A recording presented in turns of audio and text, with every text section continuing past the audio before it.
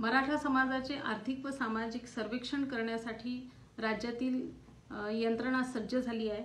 आज अशातच यवतमाळ जिल्ह्यामध्ये अनेक महाविद्यालयातील 2 शिक्षक अमोल बाबरे आणि संदीप पत्रे ही 2 शिक्षक जिजाऊनगरमध्ये गेले असता आशिष सावरकर नावाच्या इसमाने या शिक्षकांना माहिती न देता त्यांनी शिक्षकांना अत्यंत खालच्या पातळीवर शिवीगाळ केली आणि त्यांना मारहाण सुद्धा केली।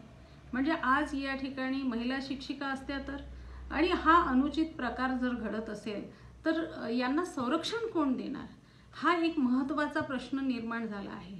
मला शासनाला हे सांगायचं आहे की शाळाबाह्य कामं शिक्षकांना देणंच चुकीचं आहे, कारण येणाऱ्या काळामध्ये 10वीच्या आणि 12वीच्या बोर्डाच्या परीक्षा आहे। या विद्यार्थ्यांवर अप्रत्यक्षरित्या आपण अन्याय करतो आहे आणि म्हणूनच माननीय दीपकजी केसरकर साहेबांना मी ताबडतोब निवेदन सुद्धा शिक्षण संघर्ष संघटनेकडून देणार आहे।